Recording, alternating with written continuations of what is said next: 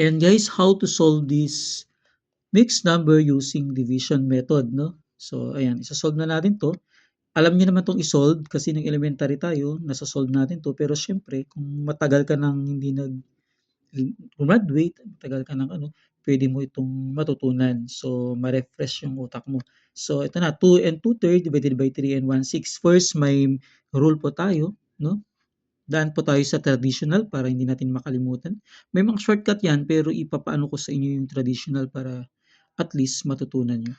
Ayan, convert them into improper fractions.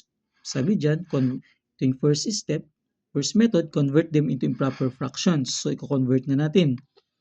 3 times 2, that is 6, plus 2, that is 8, over 3, divided by 6 times 3, that is 18, plus 1, that is 19, over 6.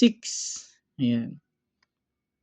So next, sabi dito, flip the fraction over. Pag flip the fraction over, ibig sabihin, itong pangalawang improper fraction, baliktarin nyo lang.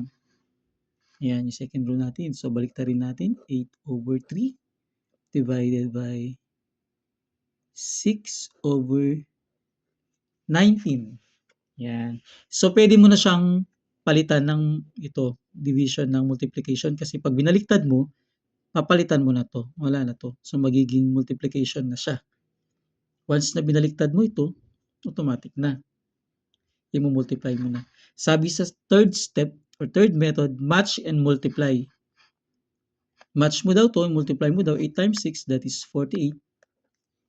3 times 19, that is 57.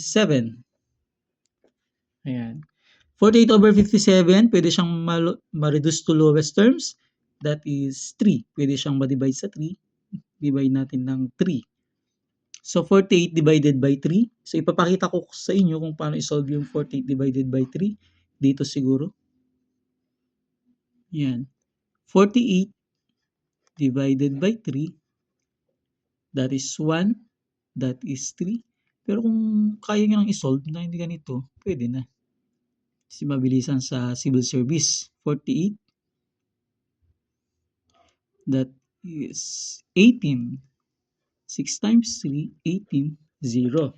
Yan yung mga traditional kung paano tayo mag-solve. So, 16. 16 over, so 57 divided by 3. That is 1, that is 3, that is 2, that is 7, 9, 27, 0. So, 19. 16 over 19. So, ma-reduce pa ba sa lowest term to 16 over 19? So, hindi na. So, ito na yung final answer natin, 16 over 19. Ayan guys, yung division of mixed numbers. Kung gusto nyo naman ng hindi mixed numbers, madali lang. So, wala na siyang method. Simple lang siya. Ganito. 2 over 3 divided by 4 over 6.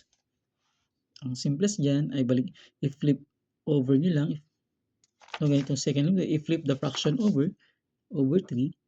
Pag binaliktad nyo na, multiplication na. 6 over 4. Saka i-multiply. Ganun lang kabilis yung division of fractions. 6 times 2, 12. 12 or 1. Ganun lang. Kadali. Pag ganitong kasimple, no, napag-aral natin elementary natin, 2 over 3 divided by 4 over 6, baliktarin nyo lang to, then change yung division to multiplication, that is 2 over 3 times 6 over 4. I-flip over the fraction, baliktarin nyo, 6 over 4, that is 6 times 2, 12, 4 times 12, or 1. Ganun lang. Pero syempre, pag mixed number, ayan, gagamitan nyo na sa method. Ayan. Ko-convert nyo lang into improper fraction. 3 times 2, 6 plus 2, 8 over 3. 19 over 6. 6 times 3, 18 plus 1, 19 over 6. Tapos next, flip the fraction over. Baliktarin nyo lang itong pangalawang improper fraction. 19 over 6, gawing 6 over 19. Then change the division into multiplication. Ayan, yung sagot. 48 over 57. So, pwede pa siyang masimplify into 3. 40 divided by 3, that is 16. 57 divided by 3, that is 19. Okay, ito yung final answer. Okay guys, kung medyo